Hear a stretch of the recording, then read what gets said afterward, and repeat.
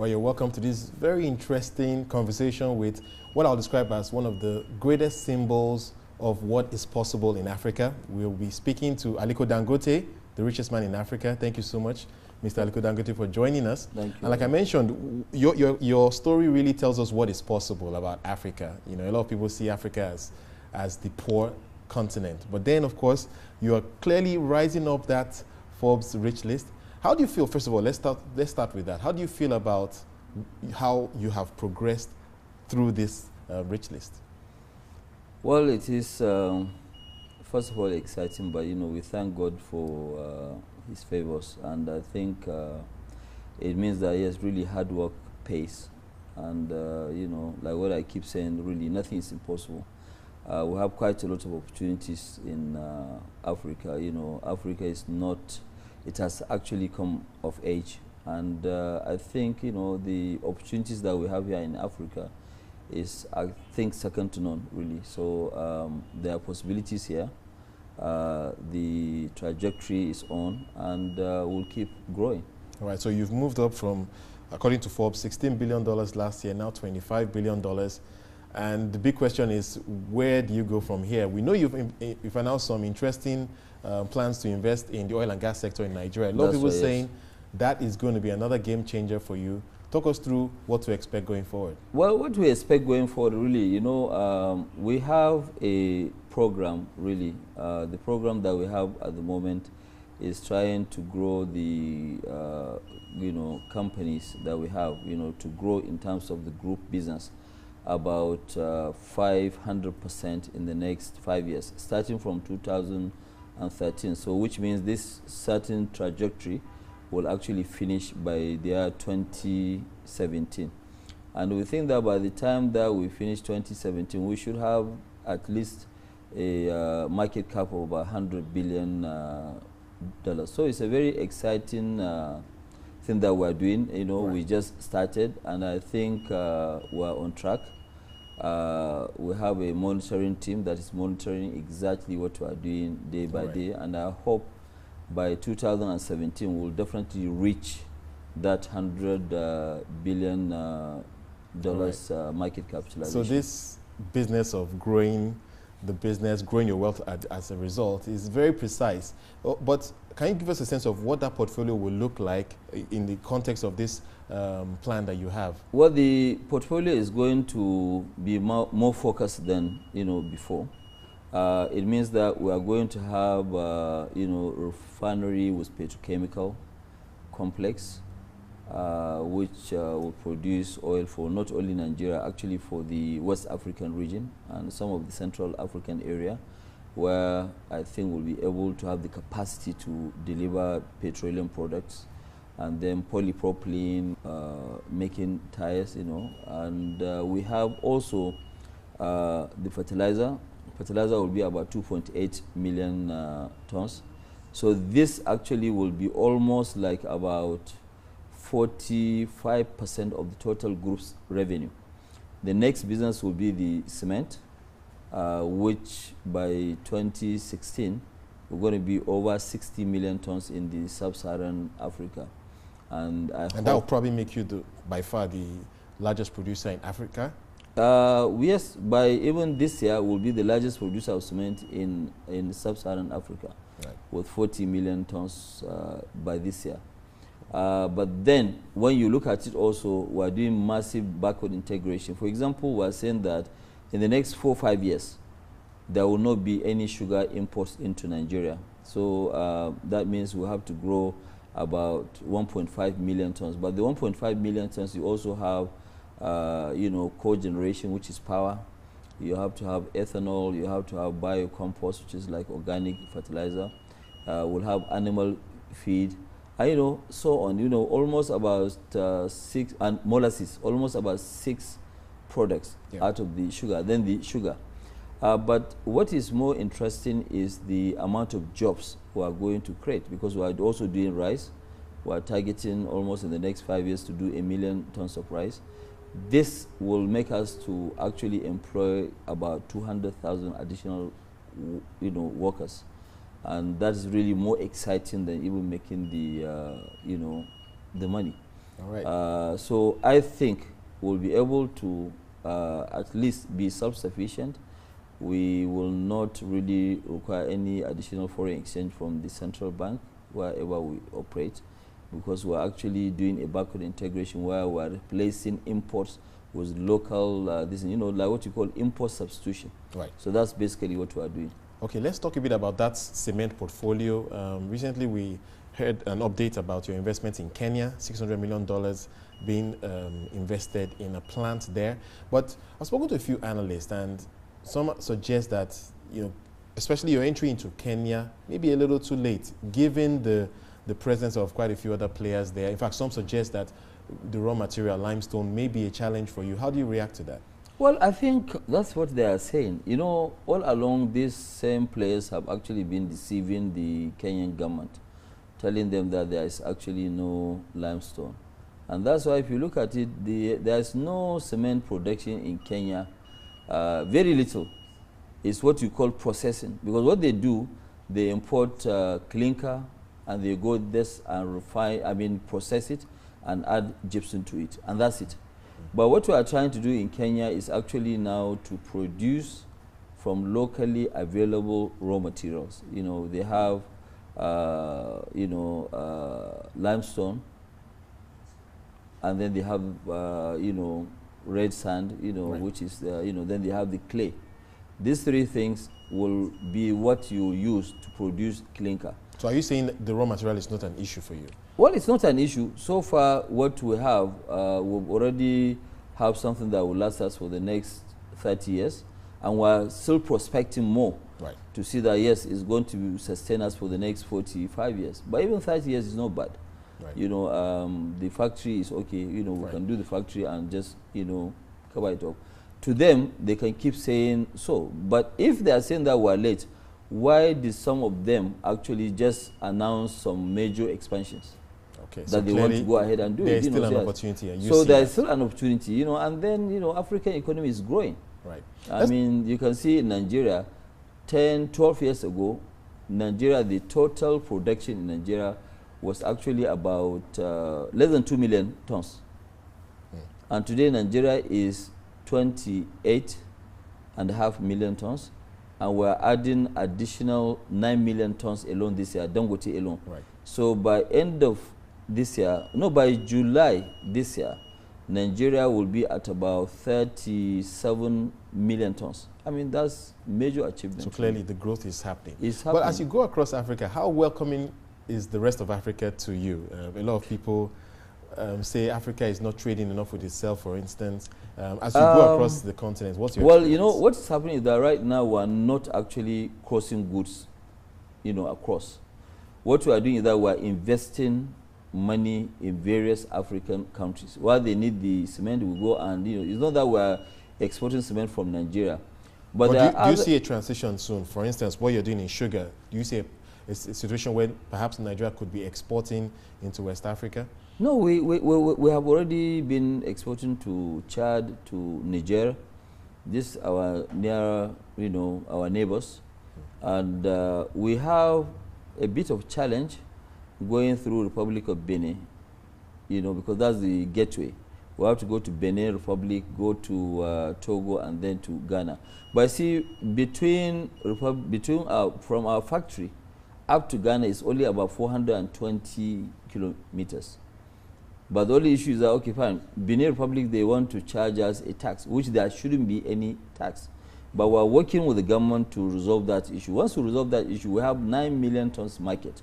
So clearly Africa has worked for you. It has worked, and I think it is going to continue to work, really, because the plan that we have really can easily see us by 2017 to over 65, 70 million tons. All right. You're clearly very committed as well to giving back philanthropic work, and your foundation also recently announced a 200 billion naira commitment to touching lives in many ways. Can you just speak about that and exactly how that works? Looking at how your wealth, for instance, will go into that, and how as well, I think it's very important how you intend to bring other people on board, as we've seen elsewhere, where we see many of the richest people in the world collaborating to make change. Yes. Well, What we are trying to do, you know, in Africa, really, philanthropy is something new. Not new, but people, they've been doing, and they haven't really paid so much attention to it.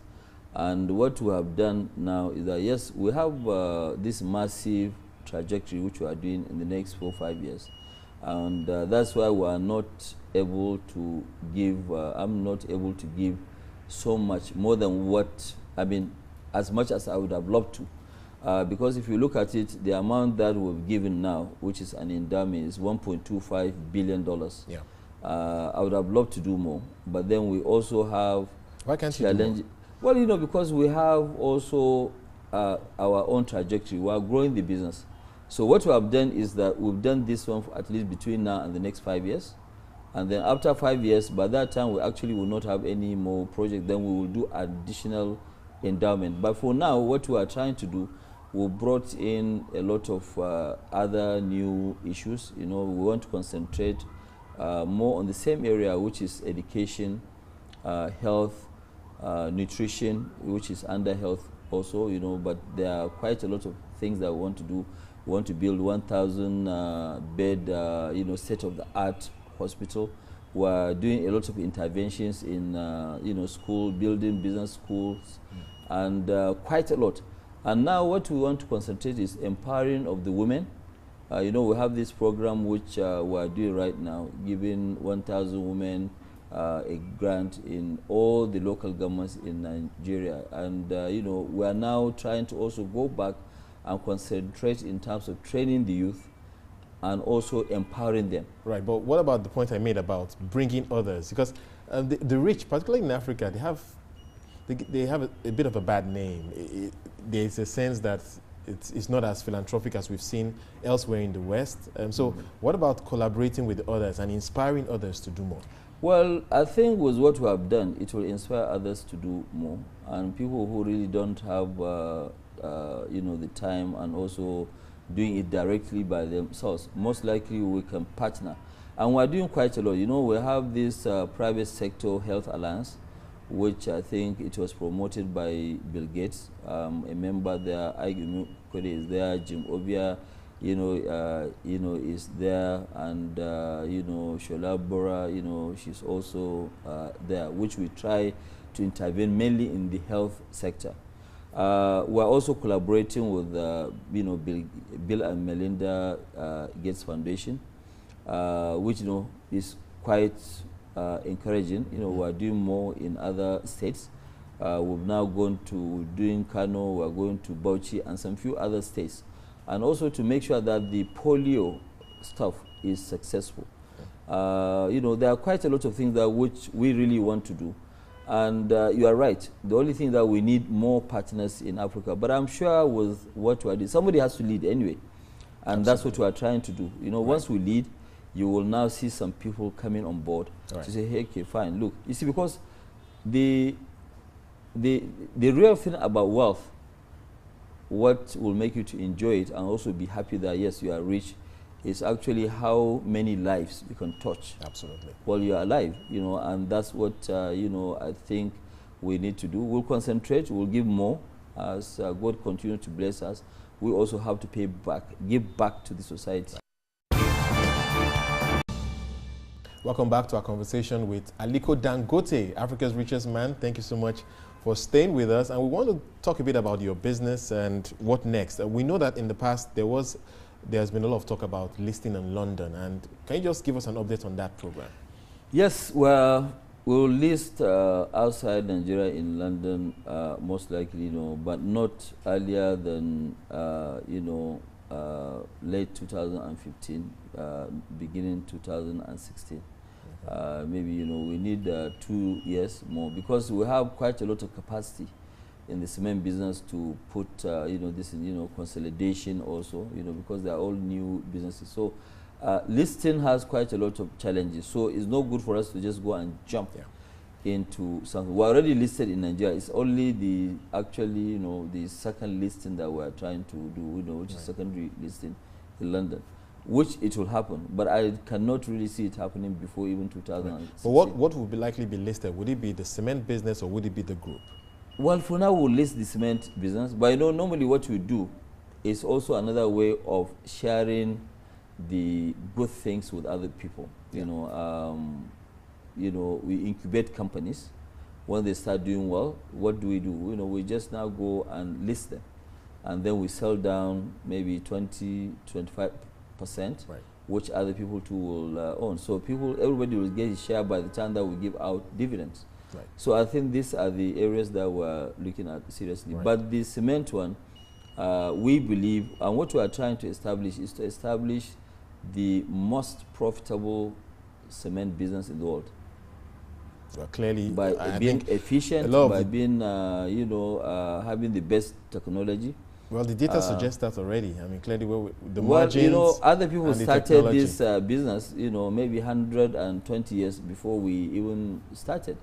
And, it's just part of, thing of showing people that nothing is impossible. And that's what we are, trying to do.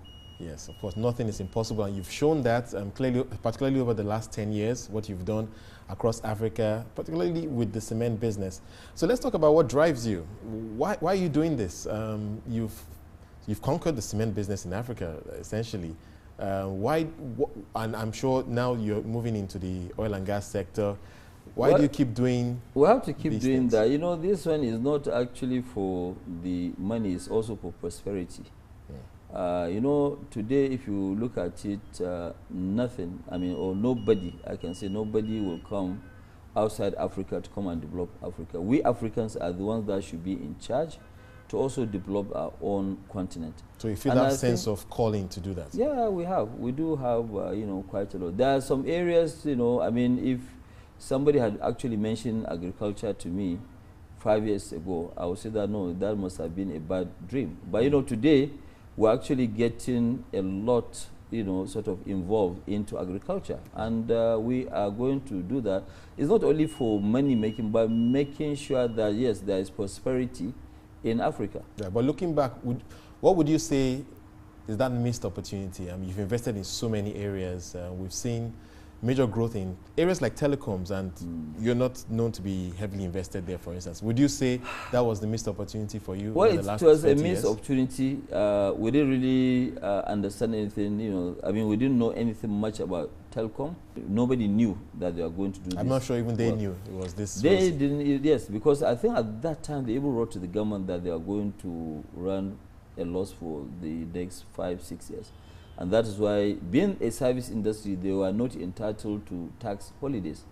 But I think President Obasanjo at that time said that no, he wants to encourage them, and he gave them approval for a tax holiday of 5 years, and nobody knew that they would be minting money like this. But we tried again to go into, remember we bought the 3G license, but we didn't have the 2G. But even with that, we said, but look, 10 years,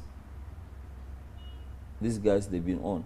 I think it's kind of late for us to try and go into the ring and start fighting somebody who had actually been there for over 10 years. So we decided to sell the business, which we did, to Etisalat. Yeah. With that, we're very okay, we're happy. We sold to them $250 million, but we are concentrating more on our core areas of business, which we know and we understand better. What do you say to people looking at Nigeria? Nigeria is evolving, and in another few months, it may be rated as the largest economy in Africa. It's clearly that part of Africa that a lot of people are talking about now. And you're clearly a big believer in that. You've invested over the last decade significantly. Yeah. What's your take on, given the challenges we have with security recently, the future for Nigeria? Well, the future of Nigeria is very, very great. If you look at Nigeria, for example, Nigeria really is an agricultural state, not even an oil, state. Even in the oil, let's talk about oil first. Nigeria has more gas than oil. But, because at the time when most of these companies were prospecting for oil, gas was coming out, people were just flaring the, gas away just to take the oil. Yeah. But right now, gas is money. And I believe if we concentrate and get that gas off the ground, Nigeria can supply light to almost the whole of West and Central Africa. not only the continent, not only the regional market of West Africa. That's one. So oil can be just a byproduct, you know, petrochemicals, you know, polypropylene, polyethylene, you know, I mean, massive and that's what number has of informed industries. your investment. That's right, you know, so on gas. And Nigeria has a lot of gas. The only thing is that most of this gas is being trapped. You need to invest heavily to get the gas out, and which I think we're on the way. We'll a get lot of there. people will say, I mean, given the delays with the passage of the petroleum industry bill, we're not seeing that urgency from some of the people that should be driving this change.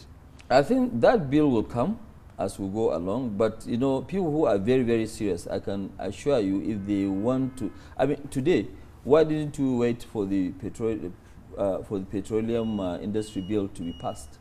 And we're spending 9 billion doing a refinery. You know, I mean, the numbers are okay for us, whether there is the regulation or no the regulation. And I know that it is only a matter of time. It's not sustainable. The regulation will definitely happen. That's one on the oil. Now, going back to look at agriculture. Agriculture for now contributes about 42–43% to our GDP. Yeah. Okay? But I can assure you the amount of arable land, the percentage of arable land being put to use in Nigeria is less than 8%. So you can see the future is enormous. I mean, today, Nigeria imports maybe up to now $1.2 billion worth of milk. Why should we import milk when we can easily do it here? Why should we import sugar? Why should we import rice?